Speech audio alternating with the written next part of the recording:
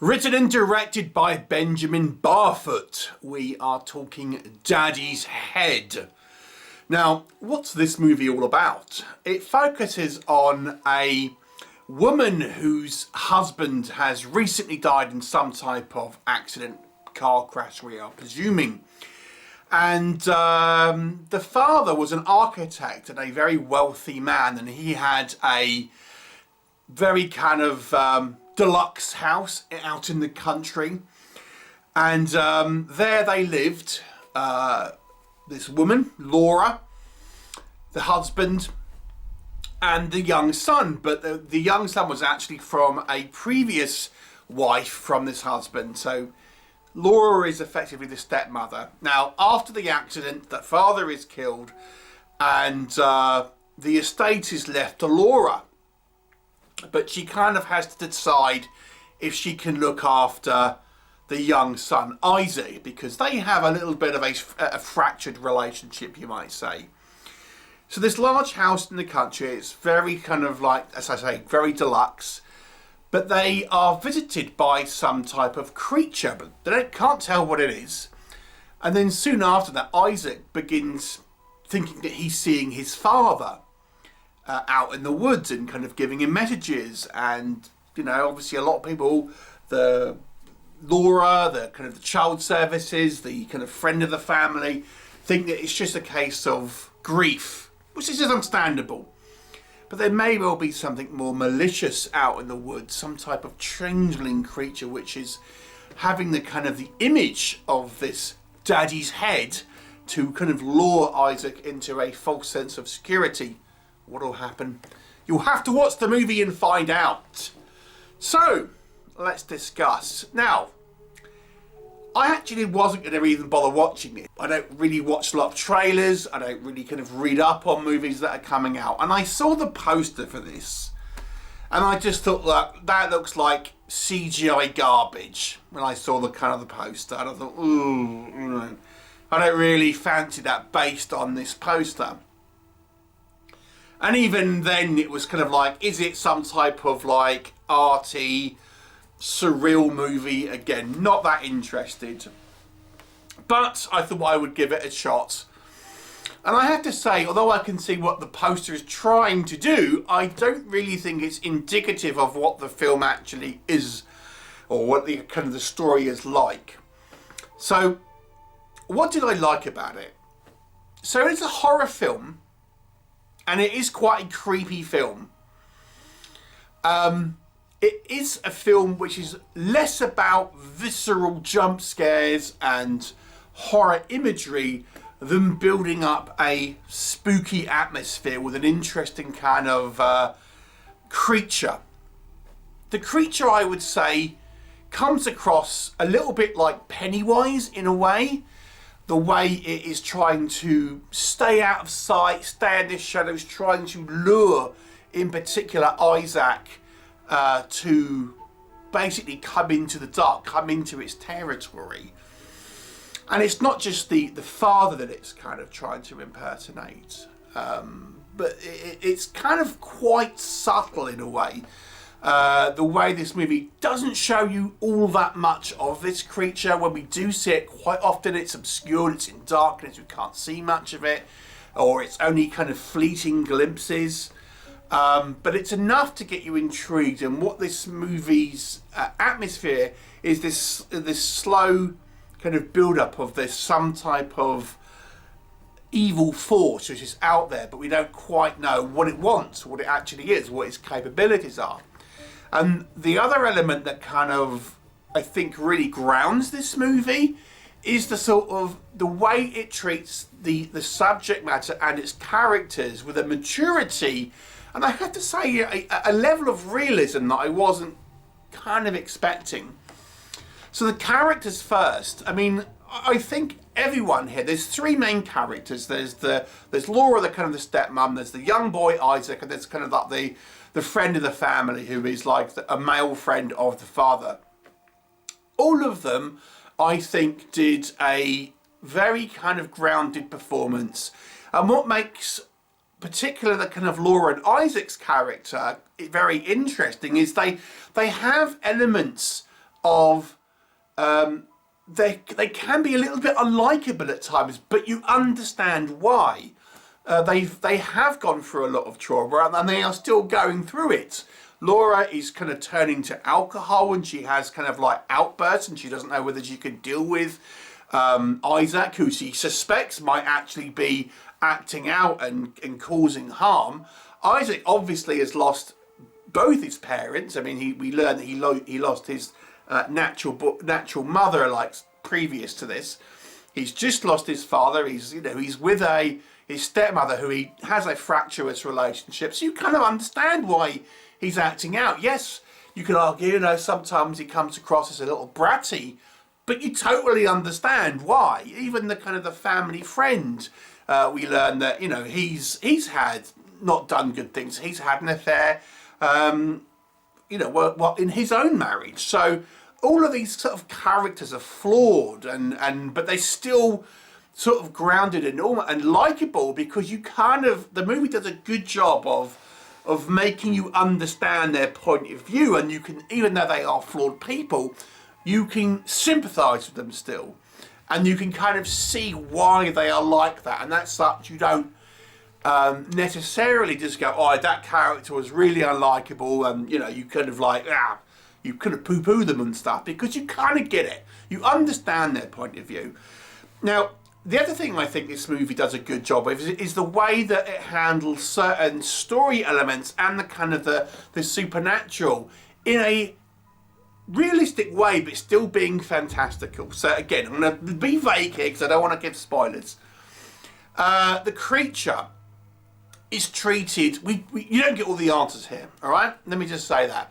But the creature is treated as some unknown entity, some type of spirit animal creature, folklore type entity, that is, as I say, some type of changeling, but it's not giving you perfect duplicates. It's giving you like approximations which at a certain point of view might look like something recognisable. I mean, hence the title Daddy's Head. This creature can replicate the face of the dead father because it's got a photo of him, but it can't replicate anything else. So if you look at the face because dead on, kind of looks like the father, but if you see, it out the shadows, it looks more monstrous. So it has this kind of like limitations. So this is not like a creature where it can do whatever the script wants us to do, even though the writer can do that, but they give it limitations. They give it kind of rules that it has to kind of follow, and as such, it gives the movies a type of reality and a type of believability that I think sometimes is lacking from horror movies that just have creatures that can do whatever the movie wants us to do. So that I kind of really liked. And again, without giving any spoilers here, I am going to talk about the ending without telling you about the ending. I can imagine the ending being divisive. I liked it.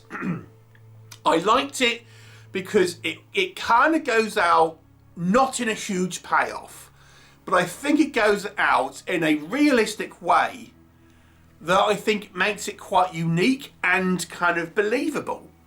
Because how the movie concludes, I thought, do you know what?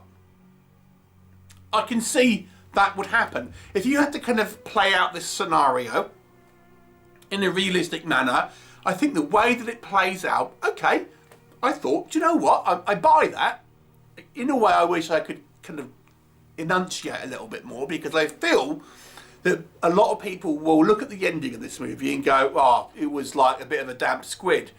But I thought, do you know what? I actually like it, because I think the movie actually ends in not a typical movie fashion. It ends in quite a sort of like believable way in a lot of ways. So that I thought quite good. The actual VFX I think are effective. Like I say, this is not a creature with unlimited power. It has a limited ability to imitate, even when it kind of talks, but it has to practice, and it doesn't get it right all the time. And if it's disturbed, it kind of loses its sort of concentration and things. So again, I thought the design here was creepy, but again, believable in this world. So I thought that was all pretty good. It is a slow, deliberate pace, but I've got to say, I think it still draws you in for those reasons that I've kind of mentioned here. Also, I'll add to this, it has some fantastic cinematography. These woods look truly sort of horrifying at times, just the way they're filmed. They kind of look very sort of eerie and, you know, an old dark twisted forest and things, and there's some nice kind of design elements and stylish touches without making this kind of movie a, you know, oh, it's an arty-farty film or anything like that. So I have to say, I thought this movie's production design was very lavish without being necessarily too, like, in your face. Do I have any critiques of this movie? I think this movie's pace will be too slow for some, and admittedly this movie does spend a lot of time with the psychological to and fro between Laura and Ida, the stepmother and the kind of the son. The bulk of this film is that relationship and how it's kind of fractured, believably so. And they're kind of like the stepmother's suspicion that the son might be kind of mentally damaged, and how this son is, from his point of view, you can see how he's sort of being manipulated, being played, and you understand his kind of, you know, his frustrations with the world around him. But there is a lot of time spent in that. I do think there's a surprising a lot of time with people in bed as well. There's a lot of time having someone in bed, or kind of waking up or dreaming or something like that. Maybe a little bit too much, arguably. You know, you think, this kind of, they've done this sort of scene, someone waking up from a dream about 5 times now, or 5, 6 times. Maybe that was a few too many. A minor point, but it seems to be one that's repeating. It's not if, like, sleep is necessarily a pertinent part of this story. It just seems that they keep going back to this, and I understand the creatures are presumably nocturnal, but yeah, it seems that okay, is this some sort of sleep thing? No, they're just lots of sleep scenes. Okay, there's that. As I said, I think the ending might be a little divisive. It's, as I say, it goes out with a less of a bang than maybe some people would like. And I suspect some people may not kind of get it, I have to say. But I think I actually kind of quite liked it. There are a couple of design elements here where I think there's kind of lots of flashing lights at the beginning where they first suspect there's something supernatural. And I'm like, so what was that? Doesn't really ever kind of say. The creature never really seems to be able to produce light outside of the kind of the first act of the movie, so it's kind of forgotten about. I guess this could be dream sequences, but there's one scene where they're both seeing it, so I was like, I don't really know what relevance that has. So again, there's that. So there's a couple of things here that maybe you know, don't quite gel 100%, but I think it's relatively minor, to be honest. Possibly, as I say, the main thing here is probably going to be the pacing. I feel maybe the movie could have had a touch more of the horror, a little bit more of the kind of the creature, you know, a little bit more encounters or something. I feel you might feel slightly shortchanged, perhaps, by actual kind of creature interactions, so to speak. But some of the stuff I feel is going to be down to what you want from it. I mean, do you want a full story with all the answers? Because that isn't here. It's deliberately so. It's not like a thing when they've missed it out. It's just that a choice was made to have this creature somewhat ambiguous as to its kind of motivations, or even kind of what it's doing there, or its origin. I kind of liked it. I would have liked to have seen a little bit more. But overall, I got to say, this was a real strong film for me. I actually quite enjoyed it quite a bit. So I'm glad I kind of looked past the quite poor artwork, and if you ask me, and gave this one a watch. So I'm going to give it an 8 out of 10. Have you seen it? What did you think of it? Leave me a comment, and I'll look forward to you next time.